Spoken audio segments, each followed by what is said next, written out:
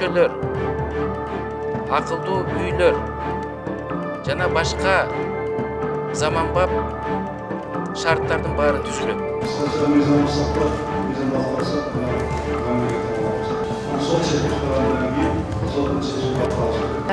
Убираем камеру, я вам говорю, выйдите из кабинета. Siz hem mamlekette birinci üç orundun biröne var atasiz. Siz tak aytışınız gerek. Antkeni mamlekettin takdırın çeçesiz. Эгерде siz bir adamdın betini ayta albasanız, mamlekettin takdırın kantip korgoysiz anda siz. Жолдош Новиковду бакыган бир чоң министрликке коюп атасыңар. Өмүр баянын окусак иштеген жок экен, эксперт болуп иштеген экен да. Мыктай сөз. Мен убактысы келгенде айтам, азыр айта албайм. Бұл мыйзамға дағы, елге дағы дегеле мамлекеттің өсіп өнігішіне қаршы нәрсе деп düşünüyorum. Ошо министрди айтып атат, миллиардта уурдап атат деп атат да, маалымат берип атат. Анан көпчүлүк эмгеги сиңген докторлор, профессорлор да каршы болуп атат да. Taşı Ököztük'ün bu montaj, ben daha bir yol aytam. Taşıyıp benim çekeme hiç vakti oturup alıp. Prokuratura, başkalarının bari bu kantip atkarabızdı, oylonbay döle kalıştı bugün. Ушунча юристтер турат. Дебейде жаныңыздан да юристтер чыкпай калат го. Мындай да айтып баарын жөнгө салып, бул тарыхта калат. Запар Чумакадырович, вы являетесь членом политсовета из ДПК, да? Еще один кандидат в вице-премьер-министры также является членом политсовета из ДПК. Как вы можете гарантировать проведение честных выборов в таких условиях? Мен силерге стажы деп жаңы иште баштаган мугалим бир оклад болсо, аякта стаж болушу мүмкүн. Ошонун айлыгын айтып койгулачы, эми ошол министр болуп туруп айлыгын билбейсиңер. Болжол менен айтпайсыңар. 10 миңби, 5 миңби? Орточо айлык акы бул 13 миң, жаңы мугалимдин айлыгы боюнча мен азыр тактап сизге айтам. Падышалар жолду эч качан көрүшпөйт, көрөйүндө жандагандар көнүшпөйт. Жолду көрбөй өтүп кетет, акыры жолду көргөн падышалар өлүшпөйт дейт акын Шайлообек Дүйшеев. Балким Сентябрь телеканалынын жабуу чечимин Алмазбек Атамбаев өзү кабыл албай эле 2 күндөн бери ыргыткан ташы алыс түшүп жаткан кадрлар кабыл алган чыгар. Бирок анын кесепети 6 жылдан бери бир дагы журналист 6-чы кабаттан ыргып кеткен жок деген Алмазбек Атамбаевдин өзүнө тиерин унутпашыбыз керек. Эфирде апта көрсөтүүсү, студияда болот Абды Жапаров. Саламатсыздарбы? Алмазбек Атамбаев эки революциянын тең негизги себеби сот системасы болгондугун өзү айтып жүрөт. Бирок соттордун азыркы кебете кечпири кандай экенин айтпасак деле белгилүү болду окшойт. Сталиндин убагында тройка деген болгон. Сот, НКВД анан прокурор үчөө отуруп алып эле адамдын тагдырын чечип, айыпкерге актанууга дагы мүмкүнчүлүк бербей атып салышчу экен. Апта ичинде Сентябрь телеканалынын жабуу боюнча сот процесси так ушундай болду. Эртең менен телефон чалып сотко чакырып, түштө жактоочу Сентябрь телеканалынын өкүлү жок эле процесс өткөрүп, 1 сааттын ичинде телеканалды жабуу боюнча чечим чыгарып коюшту. Мына 7 жылдан бери жүргүзүлгөн сот процессинин жыйынтыгы. Адилеттүү коомдо жашоо үчүн, эркиндик үчүн күрөшүп, 90дон ашык эр жигитибизден айрылып, анан тапканыбыз ушул болуп отурат. Кече Сентябрь телеканалы 28 августта, башкача айтканда, ушул дүйшөмбү күнү өчүрүлө тургандыгы тууралуу билдирме келди. Демек, урматтуу телекөрүүчүлөр, бүгүн акыркы жолу телеканал аркылуу апта теле көрсөтүүсүн көрүп жатасыздар. Президент Алмазбек Атамбаев жакында эле коомчулукту өлкөдөгү сөз эркиндигинин абалы жайында экендигине ишендирип өткөн. Кыргызстанда журналисттер чагылдырбаган жабык тема жок деген президент сөз эркиндиги боюнча региондо алдыңкы орунда экендигин айтып өткөн. Конечно же, одним из самых главных завоеваний, фундаментальных завоеваний апрельской революции стало то, что Кыргызстан стал страной свободных людей, где есть реальная свобода выбора, свобода слова.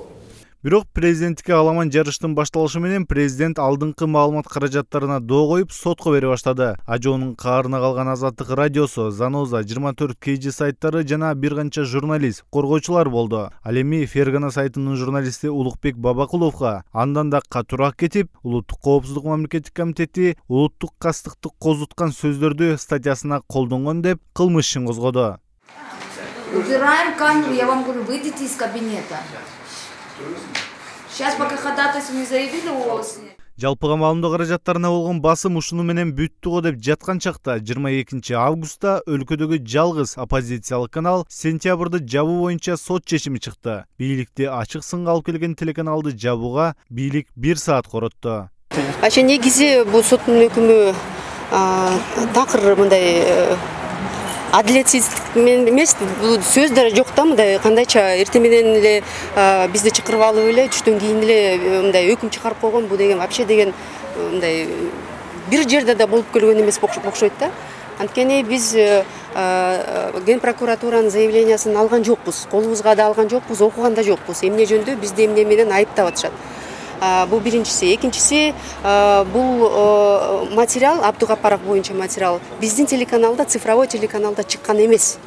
Кийинчерээк белгилүү болгондой, Сентябрь каналын жабууга негиз Ош облусунун ички иштер башкармалыгынын мурдагы жетекчиси Абдулда Гапаровдун Жалал Абадтагы Сентябрь каналында сүйлөгөн сөзү болгон. Бирок Сентябрь каналы бир дагы жолу эскертүү алган эмес. Андан тышкары телеканал түз эфирде сүйлөгөн сөзү үчүн жоопкерчилик тартпайт деген беренени сот атайын колдонбой койгон. Мындай сот чечими Кыргызстанда гана эмес, диктаторлук коңшу мамлекеттерде дагы чыкпагандыгын Медиаполис институту коомдук фондунун юристи айтат.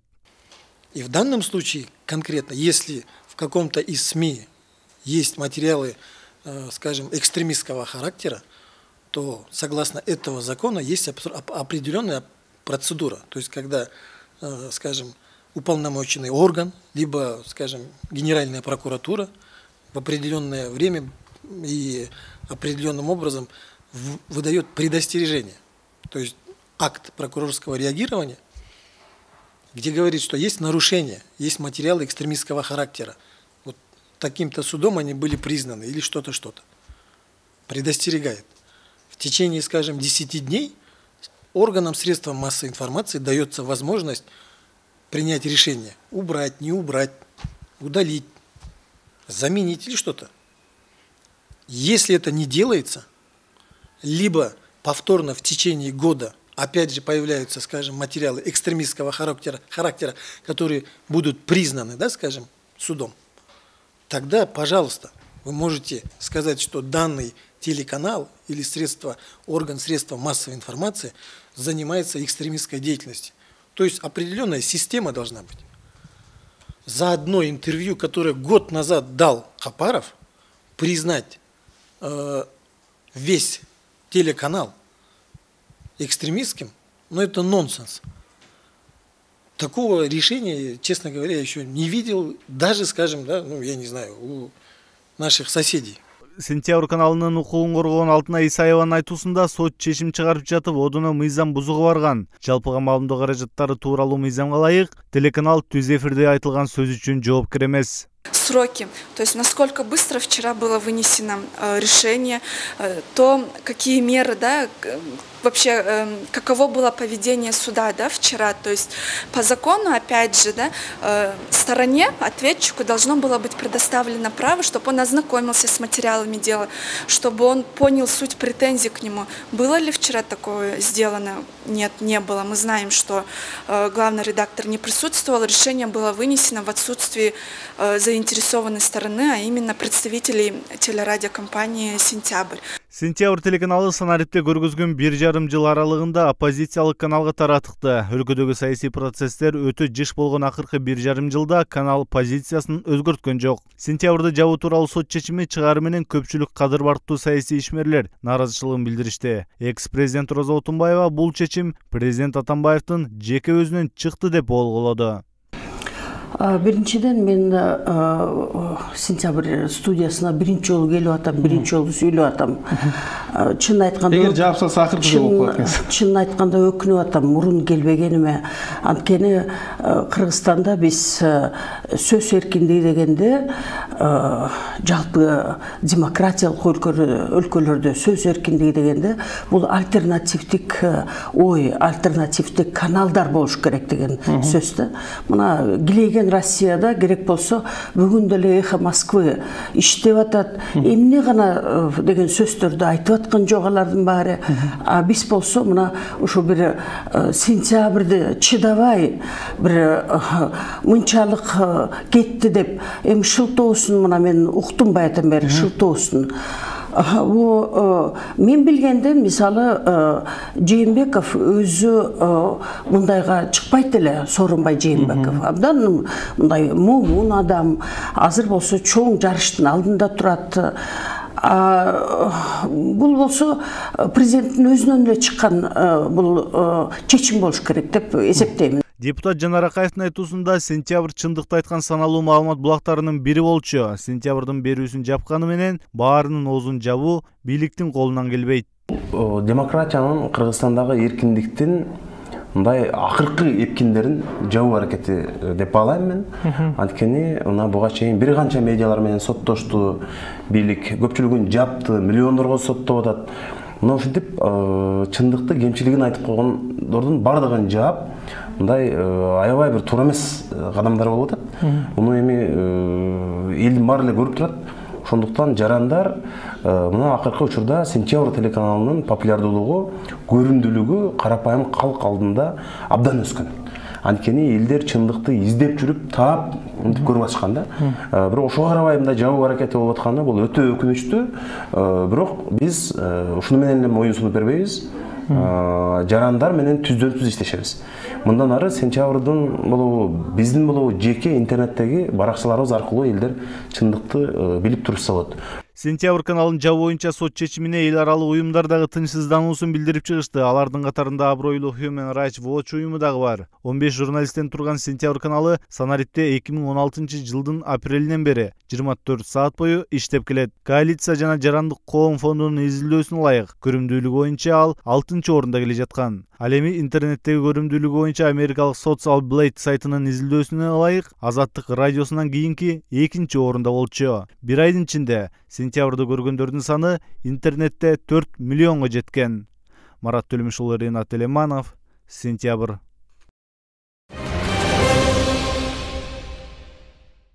Мындан жарым жыл мурда Европага барып, демократиянын архитектору деген ардактуу наамга татыган Алмазбек Атамбаев эми алардын оозун ачырып жатат.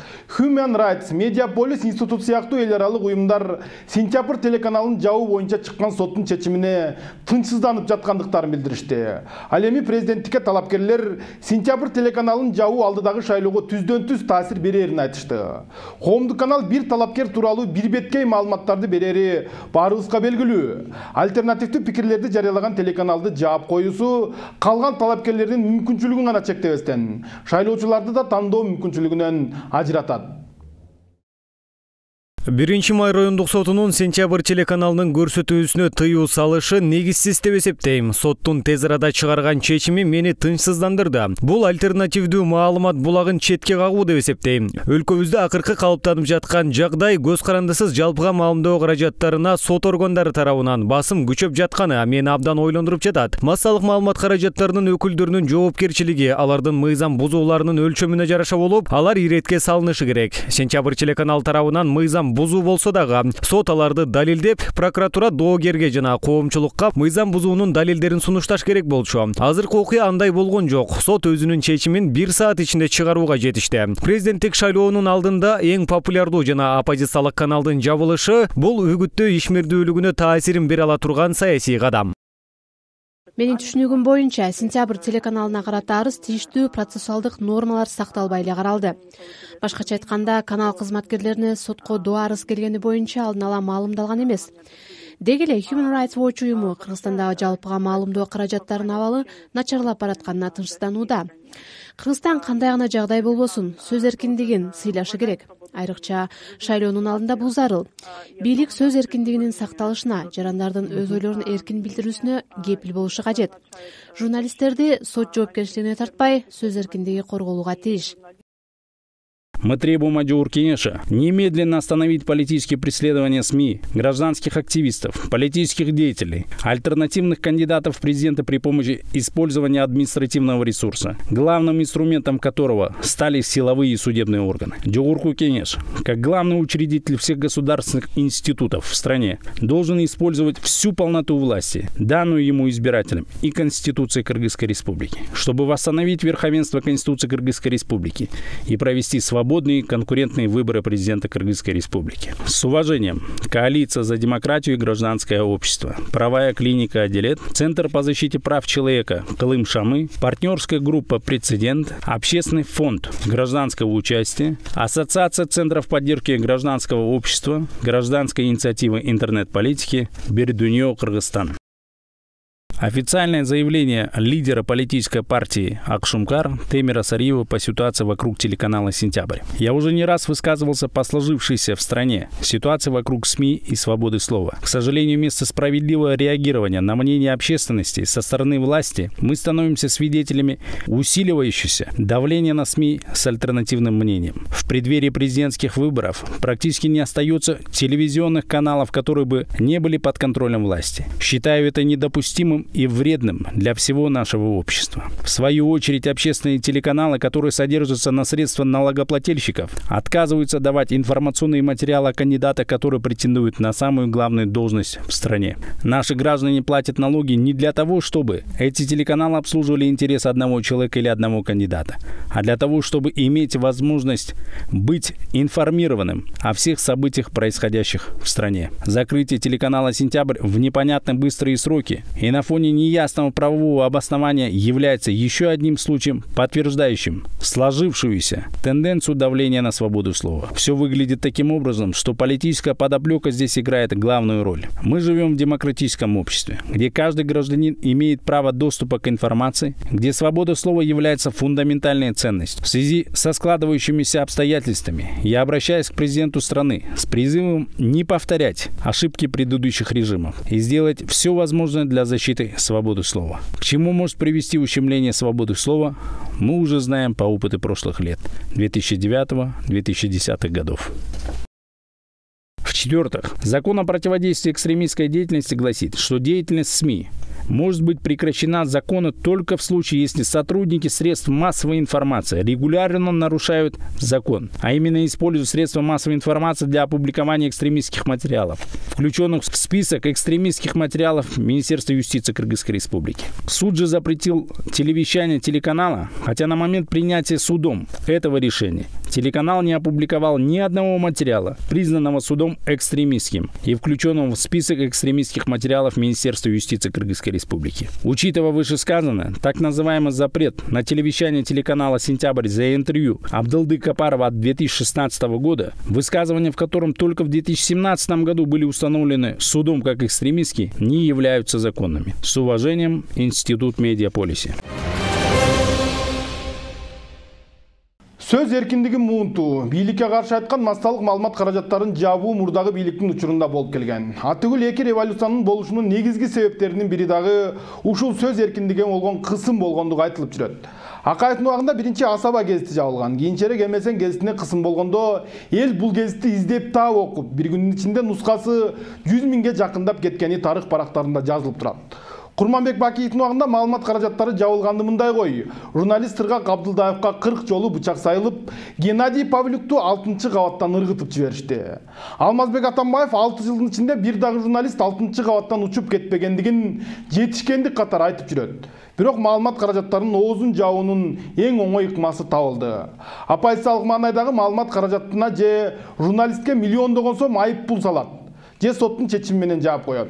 Бирок эл чындыкты издеп таап алат. Анын үстүнө азыркы технологиянын кылымында бир нерсени жашыруу мүмкүн эмес. Маалымат каражаттарын жабуу бул элдин кыжырын гана кайнатат. Бул жагынан алганда өлкөгө стабилдүүлүк керек деген бийлик өзү чагымчыл аракетке барып жаткандай элес калтырып жатат дешет жарандык активисттер. Бул болсо президенттин өзүнөн эле чыккан бул чечим болуш керек деп эсептеймин. Муну прокуратура, башкалардын баары бул кантип аткарабыз деп ойлонбой деле калышты бүгүн. Ошол замат буйрукту алып эле аткарып аткандан мен таң калбай да калдым. Бул демократиянын, Кыргызстандагы эркиндиктин мындай акыркы эпкиндерин жабуу аракети деп баалайм мен. Анткени буга чейин бир канча медиалар менен соттошту, бийлик көпчүлүгүн жапты, миллиондорго соттоп атат.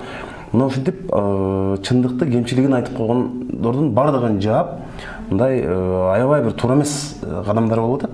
Муну эми элдин баары эле көрүп турат. Коомдогу ушул мындай жарыш пикир, альтернативдүү пикирдин тилин ушу коомго ошол маалымат жеткирип аткан мына силердей журналисттердин тилин кесип атат. Бул нарыкка да, салтка да, мыйзамга да жатпай турган, жакпай турган нерсе. По закону, опять же, да, по противодействию экстремистской деятельности, там есть четкая процедура в отношении средств массовой информации, которые допускают распространение экстремистских материалов. То есть сразу закрыть канал, сразу прекратить деятельность средств массовой информации не могут. То есть вначале это должно было быть предостережение. То есть Генеральная прокуратура или уполномоченный орган выносит предостережение СМИ, говорит: вот, вы распространяете противоправный контент, просим вас принять меры по его устранению.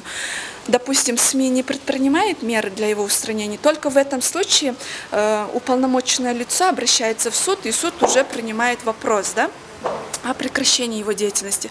В случае с Сентябрем такого было ли так сделано, мы не знаем, потому что руководство Сентября говорит, не было никакого предостережения, соответственно, возникает вопрос, да? Негизи диктатуранын негизги белгиси бул сөз эркиндиги муунту да.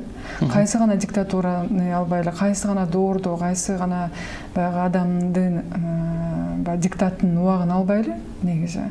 Баардыгын мисалы үчүн жоюп, баардык жагын тизгиндеп, анан сөз эркиндигин калтырып койбойт эч кимчи. Ушу сөз эркиндигинен баштайт да негизичи.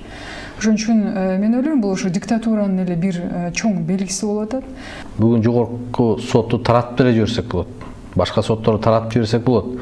Эгерде алар өз алдынча мыйзамды карап, күнөөлүү эмес деп чечим чыгара албай турган болсо, анда соттун нереги бар деп. Мына колумда турат, мына КТРдин немеси, расписаниясы барып 67 000 сом акчамды төлөп, анан как раз кечинде кетет деп атканда кайра жанындагы жардамчы кызды чакырып алып, КТР кайра акчаны кайтарып берип койду, бизге бергенге болбойт экен деп. Ошон үчүн кече күнү эртең менен келип, ушу сентябрга келип, акчасын төлөп, анан ушу роликти заказ берип кеттим эле. Ошондо уккам, бүгүн сотко чакырып атат деген. Анан эле түштөн кийин угуп калдым, жаап койду деп. Кечке карап отурдум, сөзсүз түрдө бул мага эле эмес, эме эчтеке эмес, биз башкача жолу менен деле реклама кылып алабыз. Бул акыры жакшылыкка алып келбейт. Бул мыйзамга дагы, элге дагы, деги эле мамлекеттин өсүп өнүгүшүнө каршы нерсе деп түшүнөм. Бүгүн келе жатсам айтат: сентябрь минтип калыптыр дейт да. Көрдүм, шылдыңдагандар бар. Себеби сентябрьлардан көрөт да. Мунун жабы ушу мыйзамсыз эл журтты сыйлабагандык. Булардын рейтинги түшүп калганын билген жок. Эң жогорку популярдуулукка ээ болгон Сентябрь каналын жаап алышты. Адам укугу сөз эркиндигин кайга батырабыз? Ал жалгыз Сентябрь болчу, Азаттыктан кийин эле Сентябрь. Анан биз эми кайга барабыз? Анан ошого тынчсызданып, бүгүн чыгып олтурам. Буга чейин дагы чыгууга бир нече жолу аракеттендим, бирок таразалап көрөйүнчү, күтө турайынчы дегенде бекер кылыптырмын, күтпөш керек экен. Бүгүн ошо ОБСЕнин Бишкектеги өкүлчүлүгүнөн кайрылып атам. Силер жөн эле кагаз жүзүндө эле формалдуу түрдө докладдарды жаза бербей, конкреттүү иш-чараларга көңүл бургула. Мына Атамбаевдин бийлиги эмне кылып атат? Коңгуроо каккыла, айткыла, дегиле деген талап. Каналы жабышып тур эмес. Оппозицияда, оппозиция наоборот каналдарын көбөйтсө, по-моему, өнүгүп, мамлекет өнүгүшүнө, бийликтин жараларын чыгып туруш керек да бирөөбүз. Эми анын саясий себеби барбы, жокпу, аны мен жакшы билбейм, бирок оппозициялык каналдын болгону жакшы эле. Оппозиция жок болсо ойлоп да чыгарыш керек, даярдаш керек деген Американын бир белгилүү саясатчысынын сөзү бар го. Анын сыңарындай ал керек болчу. Сапар Исаковдун өкмөтү жаш, кимдеги мага каршы чыкса, жаш кадрлардын иштөөсүнө каршы болгон болот. Мындай идеологиялык шантаж Сапар Исаковдун талапкерлиги карала баштагандан бери жүргүзүлүп келе жатат. Өкмөттүн жаңы курамы келгенде карасак, Андрей Новиков менен Толкунбек Абдугуловдун башкасы баягы эле эски гвардия экен. Кыздын жашын сурабайт дейт. Ошондуктан вице-премьер-министр Чолпон Султанбекова менен билим берүү министри Гүлмира Кудайбердиева канча жашта экенин айтпайбыз. Бирок өтө эле жаш деп жаткан өкмөттүн курамында пайгамбар жашына келген Боронов менен Батыралиев деле жүрөт. Чекеге бырыш түштө да жүрөккө бырыш түшө элек деген эле ушул. Жаңы өкмөт курамынын түзүлүшү жума ичиндеги негизги окуялардын түрмөгүнө кирди. Жума күнү парламенттин кезексиз чакырылган жыйынында көпчүлүк коалициясы Сапар Исаков сунуштаган өкмөттүн курамын жана программасын жактырды. Структурасы негизинен жаш делген курамга көпчүлүгү Максим Бакиевдин кадрлары келди деп коомчулук дүрбөп жаткан кез. Жаңы курам боюнча Сапар Исаков өкмөт башчы болуп дайындалды. Жашы 40-та. Ал 1,5 жыл премьерликти аркалаган Сооронбай Жээнбековдун ордуна келди. Жээнбеков президенттик жарышка аттангандыктан ордун Сапар Исаковго бошотуп берди. Сапар Исаков кезинде Максим Бакиевдин жетекчилиги алдында Цариде иштеген. Мамлекеттик кызматта иштеген 10 жыл аралыгында өкмөт жана президент аппараттарында 4 чоң бөлүмдөрдү жетектеген. 3-чү даражадагы мамлекеттик кызматтын мамлекеттик кеңешчиси, Кыргыз Республикасынын толук жана ыйгарым укуктуу элчиси, дипломатиялык рангы бар. Былтыр жайында президент Атамбаевдин колунан 2-чи даражадагы Манас орденин алган. Биринчи вице-премьер-министрликке 41 жаштагы Толкунбек Абдыгулов келди. Бул орунда буга чейин Мухаммедкалы Абулгазиев иштеген. Ал улуттук банкты жетектеп турганда марихуананы легалдаштырып, туристтерди тартуу керек дегени менен кыргыз элинин эсинде калды. Легализуйте марихуану, все, ничего не надо делать, у вас пачками, все, СНГ будет здесь у вас. Вице-премьер-министрдин экономикалык маселелер боюнча кызматына Дүйшөнбек Зилалиев келди. Жаш курагы 44-тө. Анын ордунда буга чейин Олег Панкратов иштеген. Кечээ парламент депутаттарынын алдында убада милдеттерди алды. Кандайдыр бир мыйзам бузулса, ал жерден жоопкерчиликти мен тартам. Рахмат. Социалдык блок боюнча вице-премьер-министр болуп Чолпон Султанбекова ордунда калды. Министр айымдын курагы 48-де. Маркум Баяман Эркинбаевдин жубайы. 2010-жылы Республика партиясынын катарында жогорку кеңешке депутат болуп шайланган. Коопсуздук тармагы боюнча вице-премьер-министрликке 38-деги Темир Жумакадыров келип, Жеңиш Разаковдун ордун ээледи. 2013-жылы 15 августта коргоо кеңешинин катчылыгына орун басар, 15-жылдын 21 февралында коргоо кеңешинин катчылыгына дайындалган. 3-чү даражадагы мамлекеттик кызматтын мамлекеттик кеңешчиси. Өкмөттүн аппарат жетекчиси министр Нурханбек Момуналиев Акылбек Осмоналиевдин ордуна келди. Тышкы иштер министри болуп Эрлан Абдылдаев, ички иштер министри болуп Улан Исраилов ордунда калды. Улан Исраилов Атамбаевдин жан сакчысы экени жалпыга маалымдоо каражаттарында айтылган. Былтыр жазында УКМКнын коррупцияга каршы күрөш кызматынын башчысы болуп дайындалган. 2013-жылы Исраилов Бишкектин Свердлов райондук милициясын 1 жылдай башкарган. Өткөн жолу ИИМге сунушталганда Өмүрбек Текебаевдин жөнөкөй суроолоруна жооп бере албай уят болгон. Административдик ведомство деген бар Кыргызстанда түшүнүк. Бизде канча түрү бар ошонун? Административдик ведомствонун канча түрү бар Кыргызстанда? Министр болуп кетип атасыз, айтыңыз. Жооп, жок, 4 түрү бар. Сиз өкмөткө мүчө болуп кетип атасыз. Канча өкмөт мүчөсү бар? Жооп, жок, 22 мүчөсү бар, сиз 22-чисисиз. Юстиция министри болуп Уран Ахметов ордунда калды. Адилет министрлигине 2-чи жолу сунушталып бекитилген Уран Ахметов тууралуу Япониядан окуп келгендигинен башка эч кандай маалымат жок. 1 жылдан ашык юстицияны жетектеген аралыкта эмне иш кылганын да эч ким санай албайт экен. Депутаттардын сынына кабылганы кабылган. Каржы министри болуп Адылбек Касмалиев ордунда калды. Жаш курагы 56-да. Салык кызматынын 2-чи рангдагы мамлекеттик кеңешчиси.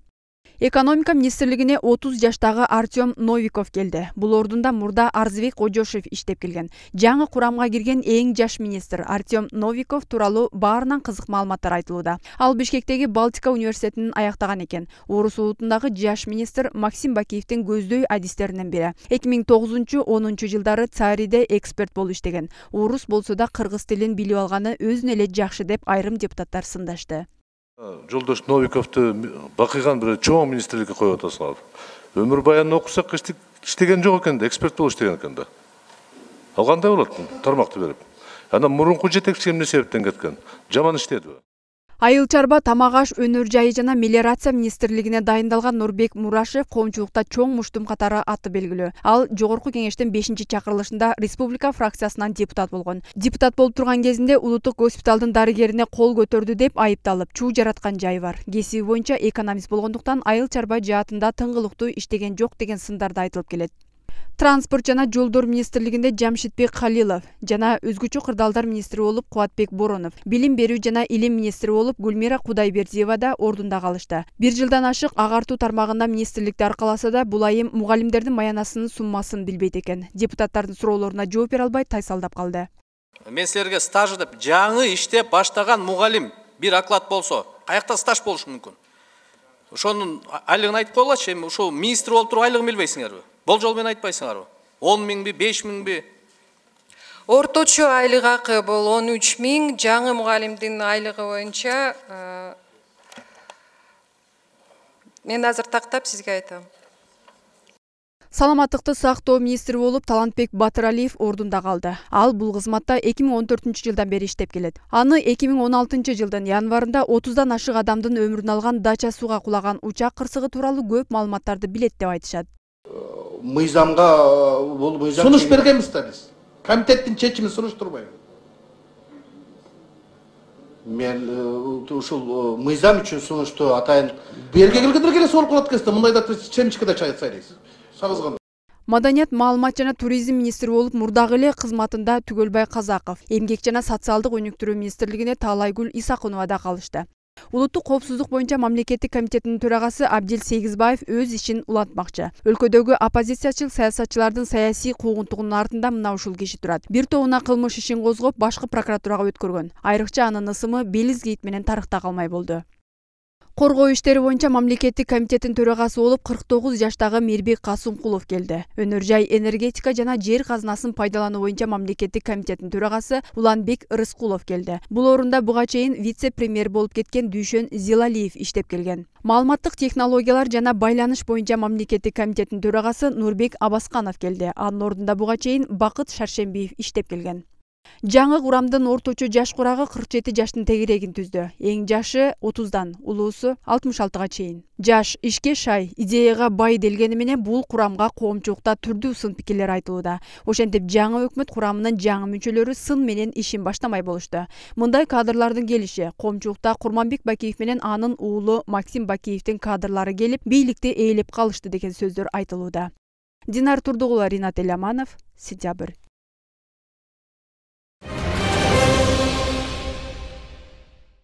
Жаңы өкмөткө тарыхый мүмкүнчүлүк берилди. Эми ушулар Кыргызстанды өнүктүрүп өстүрүп кетет деген сөздөрдү депутаттар көп айтты. Жанар Акаев Кыргызстанды Сингапур кылам деген Ли Хуан Ю ким экен деп кире калсам, Дүйшөн Зилалиев менен Толкунбек Абдыгулов отурат дейт. Биринчи вице-премьер-министр болгон Толкунбек Абдыгулов бир топ убакыт улуттук банкты башкарды. Анын тиешеси барбы же жокпу ким билсин. Бирок ушул төрага болуп турганда доллардын баасы 70 сомго чыкты. Анан дагы ар түрдүү демилгелери менен элдин оозун ачырып коет. Мисалы көп жыйындын биринде туризмди өнүктүрүш үчүн банк затын мыйзамдаштырыш керек дегени бар. Дагы бир вице-премьер-министр Темир Жумакадыров Максим Бакиевдин командасында болгону айтылып жүрөт. Кайсы убакта Атамбаевка өтүп кеткени белгисиз. Акыркы мезгилде Коопсуздук кеңешинин төрагасы болчу. Дагы бир вице-премьер-министр Дүйшөн Зилалиев күмөндүү чехиялык компанияга кестерди берип салганы менен белгилүү болду. Бирок бир нерсе болсо бардык жоопкерчиликти мен тартам дейт.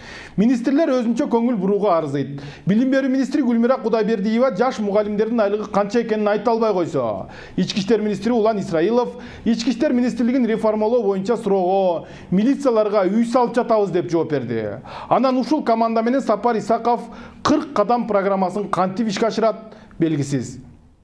Парламенттин кезексиз жыйыны башталганда эле эл өкүлдөрү талаша кетишти. Президент кезексиз жыйын өткөрүү боюнча төрагага кат жолдоптур. Төрага аппаратка ооз-2 тапшырма берип, кезексиз жыйын боюнча алакандай кагазга токтом жазып коюшпаптыр. Чыныбекович, Конституцияда ана мыйзамда так жазылган. Кезексиз сессияны президенттин, өкмөттүн, 40тан кем эмес депутаттардын сунушу менен төрагага ошол арыз түшкөндөн кийин кайрылуу төрага сессияны чакырат депчи. Ошону чакырыш үчүн сиздин буйругуңуз керек эле. Мына мен төрага катары президенттин кайрылуусунун негизинде Кыргыз Республикасынын Жогорку Кеңешинин кезексиз сессиясын чакырам дегенчи. Мына ошол чакыруу болгондон кийин биз бул жерге чогулушубуз керек эле. Кесиптешинин бул сөзүн колдогон эл өкүлдөрү жаңы өкмөттү шайлоо күмөнүн жаратпаш үчүн мыйзам чегинен чыкпаш керектигин айтышты. Мыйзамды толугу менен сактайлы. Чу дегенде эле мыйзамды бузбай, конституцияны бузбай, өзүм билемдикте токтолуп, мыйзам менен иштейли дегенде несине теригип атасыңар? Эми ушунча аппарат турат, ушунча юристтер турат. Демейде жаныңыздан мына юристтер чыкпай калат го. Мындайда айтып баарын жөнгө салып, бул тарыхта калат. Түшкө чейин комитеттердин, фракциялардын жана көпчүлүк коалициянын отуруму болуп, жалпы пленардык жыйын саат 2-де уланды. Алгач өкмөт башчысына талапкер Сапар Исаков өзүнүн 40 кадам деген программасы менен тааныштырды. Бир сөз менен айтсак, таза коом бул мезгилдин талабы. Бул аркылуу шаарлар, акылдуу көчөлөр, акылдуу үйлөр жана башка заманбап шарттардын баары түзүлөт. Жогорку Нарын каскадын жана башка 10 чакан кес курам деген Legal Trading компаниясынын тегерегинде ар түрдүү сөздөр айтылып, Сапар Исаковдун аты да аталып жүрөт. Бир топ депутаттар бул эмне болгон компания жана Сапар Исаковдун кандай тиешеси бар экендигине кызыгышты. Чуу чыгарып аткан чех компаниясы Legal боюнча суроо, ушул жылдык обороттору 16-15 жылдары канча болду? Мен алардын жылдык оборотторун билбейт экенмин, Канат Кедеканович. Бирок бир нерсени айткым келет. Мага Дүйшөн Текшербек түшүндүрүшү боюнча Legal биздин мыйзамдын негизинде конкурстарга катышып, биздин мыйзамды бузбай конкурсту утуп алды да. Негизги ошо келишимдин негизине төлөп бериш керек. Төлөбөсө анда биз ал мыйзамды келишимди бузабыз. Суроолордун көпчүлүгү дал ошол Legal компаниясынын тегерегинде болду. Эгерде Кыргызстан ал келишимдерден бир тыйын зыян тапса, жоопкерчиликти мен тартам, деди вице-премьерликке талапкер Дүйшөнбек Зилалиев. Бир тыйын Кыргызстандын мамлекеттик бюджетке же Кыргызстандын өзүнө бир тыйын зыяны тийген жок. Ал эми кандайдыр бир мыйзам бузулса, ал жерден жоопкерчиликти мен тартам. Чыгым тартпайт деген убада менен талапкерлер эл өкүлдөрүн ишендире алган жок. Бул келишимдин алкагында эч ак эле чыгаша болгондугун Өмүрбек Бабанов эскертти. Эң негизгиси убыток жок дейт. Урматтуу талапкерлер, силерге тышкы иштер министрдин зам министр жазып атса, Legal банкрот, счетунда акча жок деп атса, силер көздү жумуп туруп тендер өткүзүп атсаңар. Будан тышкары Алмаз Шаршени ишке ыңгайсыз абалга алып келип, аны менен ошол Legal жетекчиси менен кол кармаштасаңар, Legal да жөн кутула албайсыңар. Чыгымын айтып берейин. Акча түрүндө силер мамлекеттен айлык алып атасыңар. Реклама бердиңер. Убактыңар кетти. Бул эмне, чыгым эмеспи? Мен ойлойм, бу жерде кылмыш иши бар. Кылмыш иши бар. Коомчулукта Legal Trading тууралуу ар түрдүү шектүү маалыматтар бар. Ошондуктан Аида Салянова депутаттык иликтөө жүргүзүү керектигин айтты. Биринчиден, Legal компаниясы бул ортомчу компания экен. ГСТРди эч качан курган эмес. Өзүнүн мамлекетинде аты жыты жок компания экен. Тендердик шарттарга жараша бул сөзсүз түрдө ГСТРди кура турган компания болуш керек болчу. Бул тажрыйбасы бар компаниясы бар болуш керек болчу. Качан ушул афера, мен афера деп эсептейм, афера ачылгандан кийин мамлекетте укук коргоо органдары тарабынан 303 статья боюнча коррупция менен иш козголмок да. Андай болбой эле тескерисинче мына Зилалиев мырза бул кишини жаңы курамда алып келип атасыңар. Акыркы күндөрү интернетте Сапар Исаков тууралуу видео материал тарап жатат. Ал жердеги айтылган нерселердин бардыгы жалган деген Сапар Исаков каралагандарга чара көрүүнү суранып, азыркыга чейин укук коргоо органдарына кайрыла элек экен. Ушул боюнча эгерде ал жалган маалымат болсо, укук коргоо органдарына же ГКМБ, МВД же прокуратурага кайрылдыңызбы? Ушуну иликтөө боюнча. Мен ошо жерде да айтып кеттим, мен кайрылганга даярмын, бирок ответчикти табыш керек да. Бул анонимный болуп атпайбы? Ошол видео тууралуу Акпресске маек курган Сапар Исаков бир акчалуу президенттикке талапкер адам каралоо иштерин жүргүзүп жатканын айткан. Ошол кайсы талапкер экендигин айтуусун Мыктыбек Абдылдаев талап кылды. Догадываемся, что за этими грязными сплетнями стоит один из кандидатов в президенты страны, который думает, что все решают деньги и не гнушается делать такие подлости. Ким был? то эртең аны шайлап алып барылсанан. Мыкты Юсупович, убактысы келгенде айтам мен. Сиз так айтышыңыз керек. Анткени мамлекеттин тагдырын чечесиз. Эгерде сиз бир адамдын бетин айта албасаңыз, мамлекеттин тагдырын кантип коргойсуз анда сиз? Сиз так айтып коюшуңуз керек. Мыкты Юсупович, мен убактысы келгенде айтам. Азыр айта албайм. Жыйын жүрүшүндө Сапар Исаков президенттик шайлоону таза өткөрөм деп бир нече жолу айтты. Программасында дагы бул нерсе жазылыптыр. Бирок Наталья Никитенко Сапар Исаковдун бул айткандарына ишенбей тургандыгын айтты. Здесь много говорилось о честных выборах. Вот, Сапар Жумакадырович, вы являетесь членом Политсовета из ДПК, да? Еще один кандидат в вице-премьер-министр также является членом Политсовета из ДПК. Как вы можете гарантировать проведение честных выборов в таких условиях? Если вы не сможете гарантировать и будут нарушения, вы готовы понести ответственность? Уже несколько раз отвечал, еще раз отвечу. Значит, правительство страны, если вы нам окажете доверие, приложит максимум усилий для того, чтобы выборы прошли честно. Жыйында депутаттар өкмөт мүчөлөрүнө дагы суроолорду узатып жатышты. Жанар Акаев Ички иштер министрлигинен криминал менен күрөшүү кандай болуп жатат деди эле, ал милицияларга үй салып жатабыз деп жооп берди. Урматтуу депутат, криминал менен күрөшүү биз муну биринчи максат койгонбуз, чогулушуп. Эми соттун чечими ушундай чыгып атса, бирок биз баары деле бул күрөшүүнү токтотпойбуз. Криминал биздин өлкөдөн качып чыгып башка өлкөгө калкалап тура турган мындай абалга жеткиришибиз керек деп ойлойм. Министр болгондон бери 1,5 жылда кандай конкреттүү реформаларды санап берип койсоңуз? Реформалар башталганда биринчиден биз социалдык жагына, кызматкерлердин социалдык жагынан карадык биринчиден. Бул деген азыр билсеңиз мына көп кабаттуу кызматкерлерге үйлөр салынып атат. Сапар Исаков өз программасында билим берүү тармагына өзгөчө көңүл буруларын убадалап жатса, билим берүү министри Гүлмира Кудайбердиева болсо жаңы жумушка орношкон мугалимдердин айлыгын көлөмү канча экендигин билбей койгондугу кызык эле болду. Мен силерге стаж деп жаңы иштеп баштаган мугалим бир оклад болсо, каякта стаж болушу мүмкүн. Ошонун айлыгын айтып коелачы, эми ошол министр болуп туруп айлыгын билбейсиңерби? Болжол менен айтпайсыңарбы? 10 миңби, 5 миңби? Орточо айлык акы бул 13 миң, жаңы мугалимдин айлыгы боюнча мен азыр тактап сизге айтам. Көп жылдан бери өкмөт Кыргызстан агрардык өлкө. ЭАЭПтин алкагында айыл чарбасын өнүктүрүп, андан өндүрүлгөн жемиштерди чет өлкөлөргө экспорт кылабыз деп аракет кылып келе жатышат. Бирок жаңы өкмөт курамында бир дагы айыл чарбасы боюнча адистин жоктугу эл өкүлдөрүнүн оозун ачырды. Бүгүнкү азыркы алып келген министрлердин курамында айыл чарба адистиги боюнча министр барбы? Сельхоз институту, академияны бүткөн.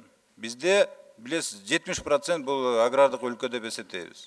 Кенже Сатымкулович, менин жогорку билим бар. Айыл чарба тармагы эмес, мен экономистмин. Жаңы өкмөт курамын жаштар толуктады, бирок аларды жаңы жүздөр деп айтууга болбойт. Анткени алар мурдагы өкмөттүн курамында, президенттин аппаратында иштеп жүргөндөр. Сапар Исаков баштаган өкмөткө күн мурунтан каршы пикирлер айтылып, ал тургай Республика Ата журт фракциясынын депутаты Табалды Тиллаев жалпыга маалымдоо каражаттары аркылуу Сапар Исаковдун талапкерлигин колдобой тургандыгын билдиришкен. Мындан улам коомчулук оппозициядагы депутаттар Сапар Исаковдун сазайын берет деп күтүп турушкан. Бирок жыйында эл күткөндөй болгон жок. Канчалык силер айткан сөзүңөргө турасыңар? Адилеттүү, калыс ар бир талапкерге тең шарт түзүп бере аласыңар. Булар биринчиден силердин мыйзамдуу укугуңар, мыйзам алдында жооп бересиңер. Экинчиден ошо тажрыйбаңарга карата айткан сөзүңөргө бекем турасыңарбы? Же жаш болуп туруп ушу жаш бойдон кайра отставкага кетесиңерби? Өз өмүрүңөр өзүңөрдүн колуңарда. Министр болом дегендер көйгөйлөрдү таза коом менен чечүүнү убадалап жатат. Айрым депутаттар талапкерлердин сөзүнө ишене албай турушат. Коопсуз шаар боюнча күнөөкөрдү таппай туруп, кантип таза коомду ишке ашырабыз? Анан кийин таза коомду мен бүт окуп чыктым. Кыял катары жакшы, бирок реалдуу документ катары финансылык негизи жок, кадрдык негизи жок, техникалык негизи жок. Россиянын реформатор, экономисти Греф айтып атат. Россия индустриалдык коомдон интернет коомго жетиш үчүн 1 миллион дүйнөлүк деңгээлде айтишник керек деп атат. А биздин андай бир специалистибиз жок да. Ошон үчүн өзүбүздү алдабайлы да. Өнүгүү прогресс фракциясынын лидери Бакыт Төрөбаев эл азыр кооздолгон кагыздарга ишенбей тургандыгын эскертип, конкреттүү план менен жумушсуздук, коррупция, коопсуздук маселелерин чечүү зарылдыгын айтып, Сапар Исаков баштаган өкмөттү аванс менен колдоп берди. Депутаттык фракция Өнүгүү прогресс сизге жана сиздин командаңызга саясий аванс кылып жатабыз. Бирок мен сиздерге эскерте кетейин. Эгерде сиз жана өкмөт мүчөлөрү, кимдир бирөөлөр бир кайсы кандидатка колдоо көрсөтүп, шайлоо процессине кийлишип, эгерде кайсы мугалим башка талапка иштеп аткан болсо, сени жумуштан айдайбыз деп коркутуп атышат. Ошонун баардыгын токтотуш керек. Жаңы өкмөт курамында эл өкүлдөрү курулуш, социалдык тармак, экономикага байланышкан көйгөйлөрдү чечүүнүн сунуштап сын айтышты. А бирок жыйын соңунда көпчүлүк депутаттар колдошуп, Сапар Исаковдун ишине байсалдуу сапарга алышты. Кечээки парламенттин кезексиз жыйынын карап отуруп, колду шилтеп басып кетпес себебим боосу сенде мен катынган жүгөндүн деген эске түштү. Олигархиялык парламентте мындан башка эмнени күтсөк болот эле? Баарында бизнес бар, баарында акча бар, анан дээрлик бардыгынын арты таза эмес.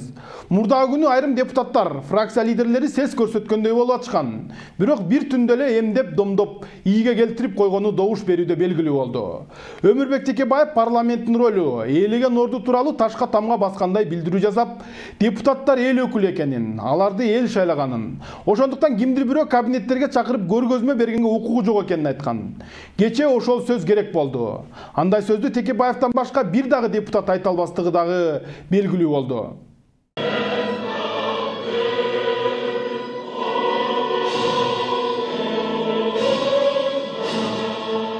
Чейрек кылымдагы Кыргыз тарыхында 28 өкмөт алмашып, алардын бардыгы жогорку кеңештин алдына келип отчетун берип, программалар менен тааныштырып, конституциянын нормаларына ылайык эң ириде өкмөттүн курамын дайым жогорку кеңеш бекитип келет. Сиз өкмөткө мүчө болуп кетип атасыз. Канча өкмөт мүчөсү бар?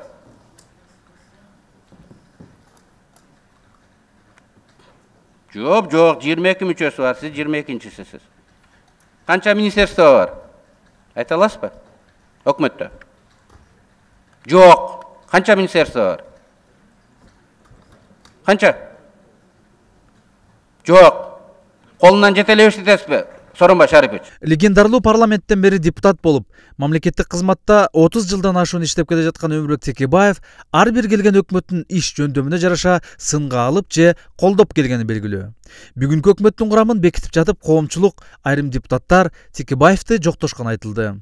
Жогорку кеңештин сүрү кеткенин, өз алдынча иш алып бара албай, күн карама болуп калгандыгын сыпатташууда.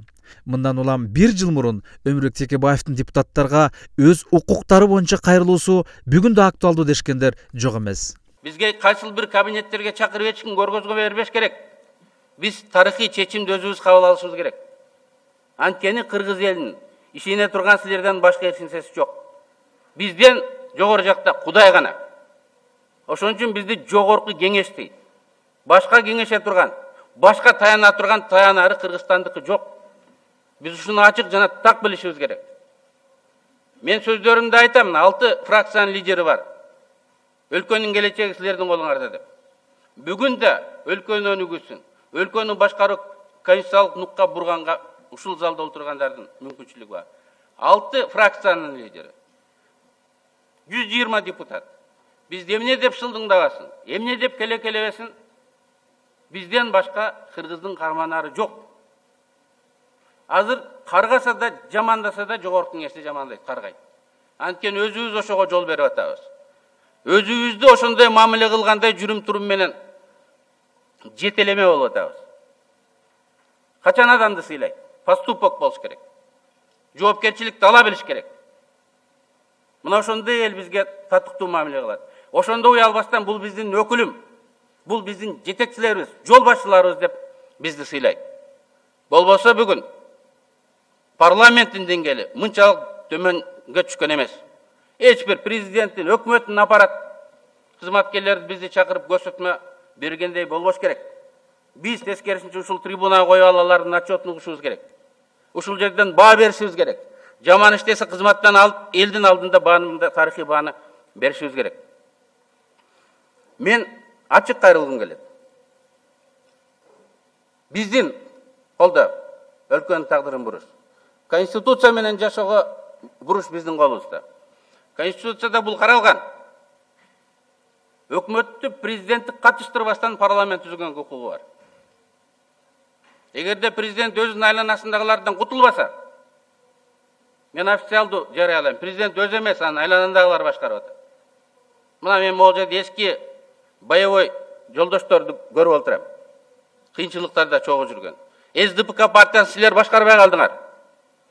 Бакиевдин, Акаевдин жанында жүргөн, СДПКнын жытында да болбогон Фариттер, Исак Сапарлар жана башкалар башкарып отурат. СДПК мен үчүн жат партия эмес. Бирибиз үчүн камалганбыз, өлкө үчүн күрөшкөнбүз.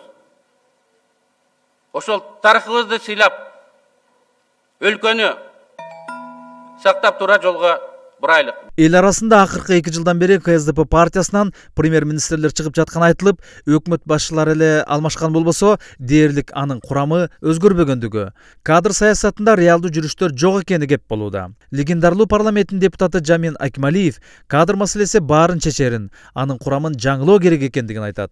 Кол каптайлы алмашып атса, кантип баа бере аласың? Баа берүүгө да убакытта келбей калып атпайбы? Biz Sovet orunda bağ verçüz sebebi agesti 10-15 yıldan işteçü. Emi konstitusiyaga layık mına hökümetin başçısı ketkende, misalım parlamentlik өлкөлөрдө çıkışta bolup, batışta bolup, hökümetin barık müçeleri geç kerekte kayra жаңырыш керек. Men az айтып атышат, бул эми кийин жаңыртабыз. Президенттик шайлоо бүткөндөн кийин мен оюмча туура эмес. Президенттик шайлоо бүткөнүнө карабайлы, азыр мынакей жаңы премьер менен шайланган турат келгенден кийин өкмөттүн курамы жок дегенде 80%га алмаштырыш керек болчу. Бул жаш кичүүнүсү карабастан негизинен ишти билгенине караш керек, профессионалдык сапатына караш керек. Ошону өзүнүн тармагын ине жибине чейин билеби, ошондон бир жыйынтык чыгара алабы? Себеби кадрлар баарын чечет деген маселе асыл деле бар. Илгерки согуш сурунда эчтеке жок болчу. Ачка чык болуп аткандагы кыйын кадрлар тиги өлкөнү алып кетип жеңбедик беле. Кадрлар ошон үчүн тандыганды билиш керек. Мурунку өкмөт башчысы Сооронбай Жээнбеков президенттикке талапкер болуп кеткен соң жаңы өкмөттүн түзүлүшү, кийинки келген премьер-министрдин аткара турган иштери маанилүү экени айтылууда.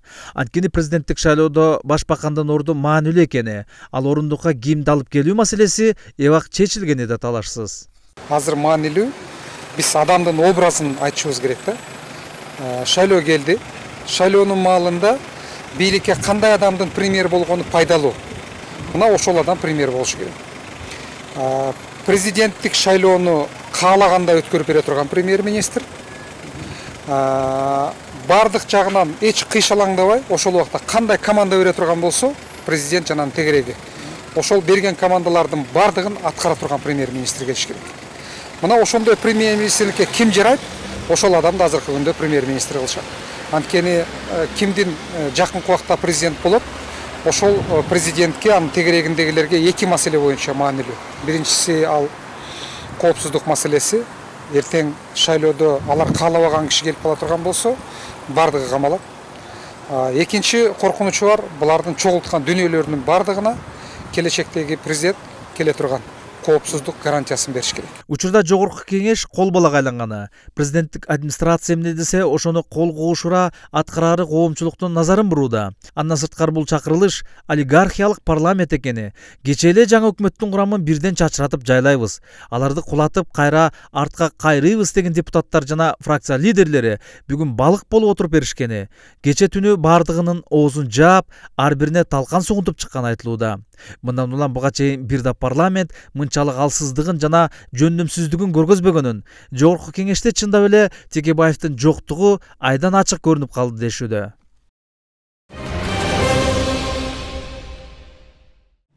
Эми Сапар Исаков тууралуу. Жаңы өкмөт башчы тууралуу апта ичинде жагымсыз маалыматтар көп тарады. Эрикбей Атайын даярдалган видео тасма кимдир бирөөнүн кызыкчылыгы бар экендигинен кабар берди. Бирок ким Сапар Исаковду каралаганга кызыктар экени белгисиз бойдон. Өзү болсо бул нерсенин бардыгын президенттикке талапкер акчалуу адам уюштуруп жатканын айтты. Бирок кайсы адам экенин депутаттар такап сураса дагы айтпай койду. Видео тасманы жалпы кыргыз эли көрдү окшойт. Айрымдары карандай калп десе, кээ бир сөздөрдө чындыктын үлүшү бар экендигин Сапар Исаков өз мойнуна алды. Мисалы 2008-жылы Wikileaks сайтына чыккан маалымат боюнча, мамлекеттик сырды сатуу боюнча кызматтык текшерүү болуп тур, бирок анын жыйынтыгы купуя болгондуктан ачык айтууга болбойт деди. Максим Бакиев менен бир командада иштегени факт. 2010-жылдын 7-апрель күнү Максим Бакиев менен Вашингтонда жүргөнү дагы элдин бардыгы билет. Сапар Исаков өзү дагы жашырган жок. Бирок апрель революциясынын катышуучулары бул нерсени өтө оор кабыл алгандыктарын билдиришти. Айрымдары апрель революциясында курман болгондордун ишеничин актай албай калгандыгын арман кылып, алардын эстелигине өкүрүп барышты. Кыргызстандыктар жаңы өкмөт башчынын келишин көпкө күтүшкөн жок. Мамлекеттик каналдарга ишенип, жаш, таза, реформатор министрлер кабинетин күтүп жатышкан кыргызстандыктар качкын президент Курманбек Бакиевдин уулу Максимдин командасын көргөндө нес болуп катып калышты.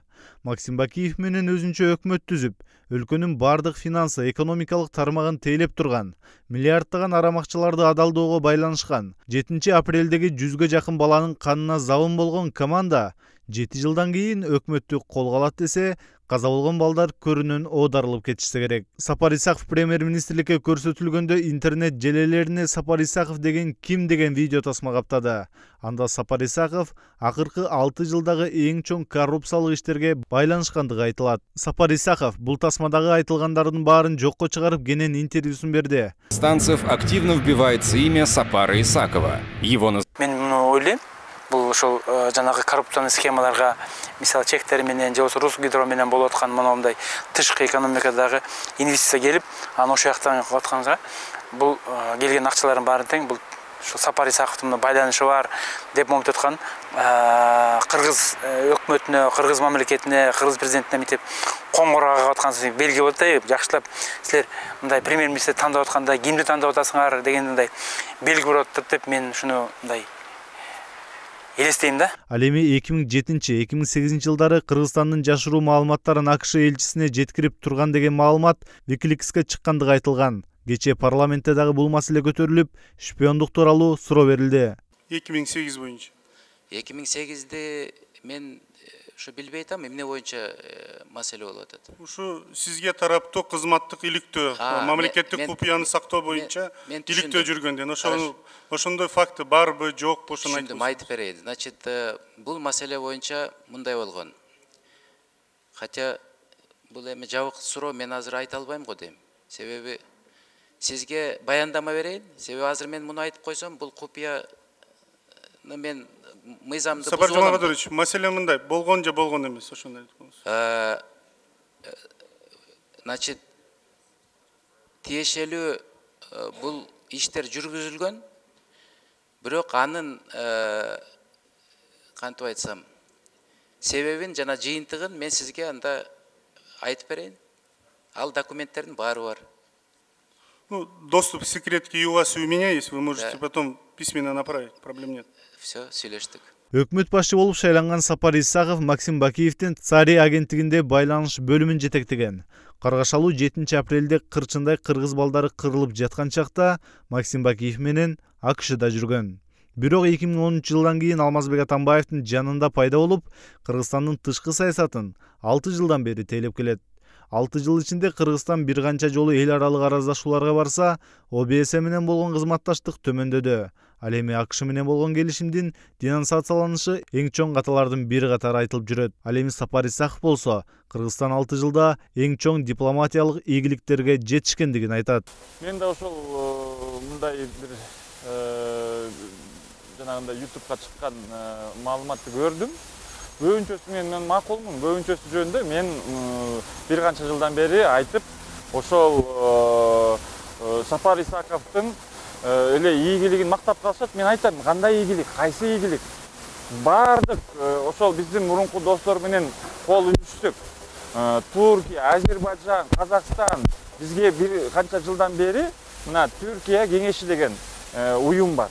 ошол мына 3 жылдан бери бизге келбей атат. Ошол саммит болбой атат да. Биз мурун ошол Азербайжан, Түркия, Казакстан, Кыргыз Жумурбашкандары, президенттери мына эл башчылары чогултурчу эле. Азыр чогулбай атат. Эмнеге? Анткени бир эле значит президент эмес, үчөө тең Атамбаевдин кетишин каалап күн санап отур. Жаңы өкмөттүн арасында Максим Бакиев менен иштешкендер муну менен бүтө койбойт. Биринчи вице Толкунбек Абдыгулов, вице-премьер-министр Темир Жумакадыров, экономика министри Артем Новиков Максим Бакиевдин командасынан экени жашыруун эмес. Бүгүн президенттин аппаратынын жетекчиси болуп дайындалган Алмаз Үсөнов дагы Бакиевдин катчылыгынан чыкканын эске алсак, анда азыр бийликти Максими жок цари башкарып жатат деп айтса толук жарашат. Азыр Атамбаев мынакей өзүнчө мыйзамсыз каалаганын камап, каалаганын кордоп, куугунтук кылып, журналисттерди кордоп, телевиденияны жаап, мына мисалы радиолорду жаап атат, сайттарды жаап атат. Бул эң жакшылык эмес. Бул эмне кылып атат? Бул мындайча айтканда өзүнүн бийлигине таянып алып туруп, көп саясатчылардын баарын камап таштады. Мыйзамсыз камап атат, далилсиз камап атат. Тергөөсү да далилсиз болуп атат. Бир мындай далилдүү иш болсо, анда бир жөн эле. Өзү эле ошо Бакиевскийлер менен ошо тегеректе иштеп атат. Тегерек. Эми азыр мына премьер-министр шайлайт. Кайра эле баягы Бакиевскийлер келет. Аткаруу бийлигинде иштебеген аппаратчыга тыккан Сапар Исаковдун дагы бир вазири болчу Дүйшөнбек Зилалиевдин бул өкмөттөн көрбөй калсак анда таң калмакпыз. Себеби Кыргызстандын 10 чакан гесин жана жогорку нарын каскадтарын күмөндүү чех компаниясына карматкан дал ушул Дүйшөнбек Зилалиев болгон. Legolas компаниясы менен Сапар Исаковдун дагы аты байланышып жүргөндүгүн эске алсак, анда Зилалиевдин борттон сырткары калуусу мүмкүн эмес болчу. Макыйкат өлдү. Ишеним өлдү. Үмүт өлдү. Бунун артына каяка баратат? Бул эмне элди каяка, бул бийлик Атамбаев элди каяка түртүп атасың? Коркуу кылаң десең, кыргыз элди коркута албайсың. Жалтанчак кылаң десең, кыргыз элди жалтанчак кыла албайсың. Бийлик эси жаныңдагы Бакиевтердин кадры улаңашып барап туруп ушул акыбалга келтирсе, алар жооп бербейт го. Кайта барып туруп дагы бир келе жаткан жаңы бир кишинин колтугуна кирип алып туруп ушул иштерди жасайт. Жооп Атамбаев берет. Атамбаев гарант конституция. Ошо гарант конституция болгондон кийин жоопту биз Атамбаевге айтып атабыз. Атамбаев эсиңе кел. Сапар Исаковдон көптү үмүттөнгөндөр менен катар өкмөткө болгон акыркы үмүтүн үзгөндөр да басымдуулук кылууда. 7 жыл мурун Кызыл Кыргын менен кубалаган Максим Бакиевдин командасы бүгүнкү күнү өкмөттү башкарууга алганына нааразы болгон апрель революциясынын айрым катышуучулары революция эстелигине өкүрүп келген акция өткөрүштү.